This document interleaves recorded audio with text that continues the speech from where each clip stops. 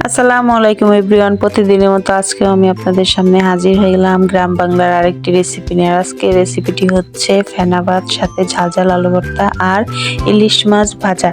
এই রেসিপির জন্য প্রথমে আমি এখানে নিয়ে নিয়েছি হাফ কেজি লাল চাল। আমি এই চালটার অরিজিনাল নাম জানি না, আপনারা জানলে অবশ্যই কমেন্টে জানিয়ে যাবেন। তো আমি চালগুলোকে সুন্দর করে ধুয়ে নিয়েছি। এবার আমি চালগুলোকে সুন্দর করে পাতিলের ভিতরে দিয়ে দিলাম। তখন চালগুলো দেওয়া হয়ে গেছে। এবার আমি একটা ঢাকনা দিয়ে ঢেকে দিব। তো ফিরে আসলাম কিছুক্ষণ পর, দেখেন আমার চালে কিন্তু বলক এসে গেছে। এবার আলুগুলোকে সিদ্ধ দিয়ে দিব। তো আমি আলুগুলো দিয়ে ঢাকনা দিয়ে ঢেকে দিলাম। ফিরে আসলাম, তো দেখেন আমার কিন্তু এই ফেনা ভাতটা সুন্দরভাবে হয়ে গেছে। এবার আমি আলুগুলোকে তুলে নিব। তো আলুগুলো আমি সুন্দরভাবে তুলে নিলাম। এবার আমি এর ভিতরে দিয়ে দিব স্বাদ মতো লবণ দিয়ে আবার আমি ফেনা ভাতগুলোকে সুন্দর করে একটু নেড়ে নিলাম। এই তো আমার তৈরি হয়ে গেছে, দেখেন লাল চালের ফেনা ভাত। আর এটা হচ্ছে গ্রাম বাংলার ঐতিহ্যবাহী খাবার, সকালের নাস্তা। তো এই তো আমি সুন্দরভাবে ফেনা ভাতটা রান্না করে নিলাম। এবার আমি আলু ভর্তার জন্য মরিচগুলোকে সুন্দর করে ভেজে নিব। তার জন্য কড়াইতে তেল দিয়ে দিয়েছি। এবার আমি মরিচগুলো সুন্দর করে ভিতরে দিয়ে নেড়ে চেড়ে ভেজে নিচ্ছি। তো দেখেন মরিচগুলো সুন্দরভাবে ভাজা হয়ে গেছে। এবার আমি মরিচগুলোকে সুন্দর করে তুলে নিব। আলু ভর্তা একটু ঝাল ঝাল না হলে কিন্তু খেতে ভালো লাগে না।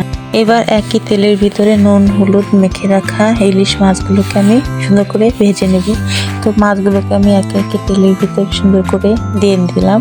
এবার এই মাছগুলোকে আমি কড়া করে ভেজে নিব।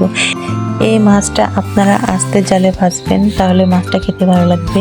তো দেখেন কথায় কথায় মাছটা কিন্তু সুন্দরভাবে উল্টে দিয়েছে। এই মাছটা আমার একদম কড়াভাবে সুন্দরভাবে ভাজা হয়ে গেছে। এবার মাছটা আমি সুন্দর করে তুলে নেব।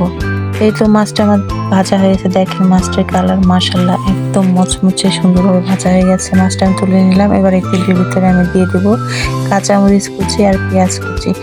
কাঁচামরিচ আর পেঁয়াজটাকে সুন্দর করে আমি একটু ভেজে নিব। আমি এর ভিতরে এক্সট্রা কোনো লবণ আর হলুদ দেবো না। এবার আমি এর ভিতরে দিয়ে দিলাম ধনিয়া পাতা কুচি দিয়ে আবার আমি এগুলোকে সুন্দর করে নেড়ে চেড়ে ভেজে রাখা মাছগুলোকে আমি এর ভিতরে দিয়ে দিলাম। এই তো আমার রেডি হয়ে গেছে ইলিশ মাছ ভাজা। তো মাছটা সুন্দর করে নেড়ে চেড়ে এবার আমি মাছটাকে নামিয়ে নেব।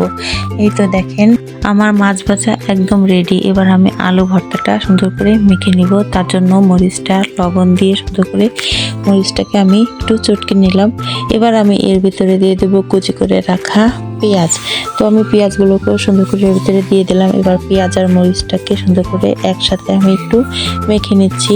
এবার পেঁয়াজটাও মাখা হয়ে গেছে। এবার আমি এর ভিতরে দিয়ে দেবো ধনিয়া পাতা কুচি দিয়ে আবার একটু মেখে নিলাম। এবার দিয়ে দেবো সরিষার তেল। এই তেলটা কিন্তু আমাদের হাতে নিজেদের একদম ভাঙানো খাঁটি সরিষার তেল।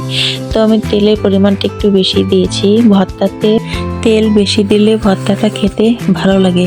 তো আজকের এই রেসিপিগুলো যদি আপনাদের কাছে ভালো লেগে থাকে তাহলে অবশ্যই লাইক কমেন্ট শেয়ার করে দিবেন আর আমার ইউটিউব চ্যানেলটিকে সাবস্ক্রাইব করে দিবেন।